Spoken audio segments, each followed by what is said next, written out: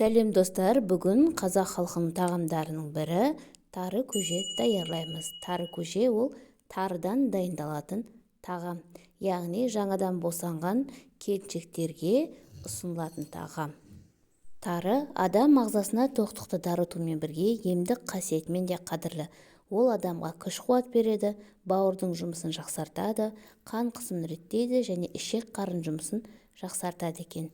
Сондықтан жаңадан босанған келіншектерге осы сүт, су арқылы тарыдан осындай тары көже даярлайды.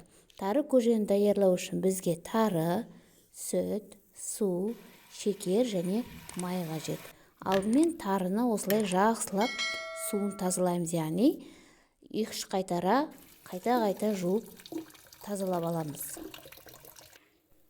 Тарының суы тазаланғаннан кейін оны арнайы ыдысқа саламыз, яғни ыдысқа салып газдың астын жағып қайнататын боламыз.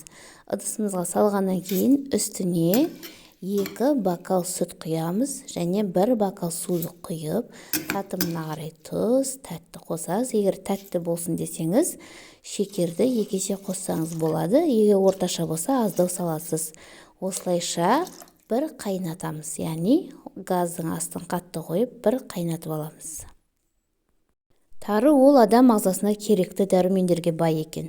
Онда ақуыз жеткілікті, аллергияға әсер етер глютен жоқ екен. Ол сүйекке, жүрекке, иммунитетті көтеруге керек магний, фосфор, калий, цинк, сол сияқты дәрумендер өте көп екен.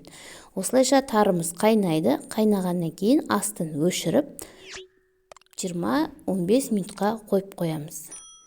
Қойып болғаннан кейін бетін ашып, сүті аздау болса, шамалы сүт құясыз, тәттісі аз болса, шекер саласыз. Одан кейін мөлшеріне қарай май салып, бетін жауып қоямыз. Осымен біздің тарымыз дайын болды. Өте дәмді, күшті болып шығады. Тарыңыз жұп-жұмсақ болады. Шайнамай жұтсаңыздар да болады. Сондықтан тары көжені жасап ішіп тұрыңыздар, бірақ тарыны көп жеуге де болмайды. Кемінде аптасына 1 рет немесе 2 аптада 1 рет жеген дұрыс. Менің каналыма тіркелуді ұмытпаңыздар, лайк басып, пікір қалдыруды ұмытпаңыздар. Ас болсын!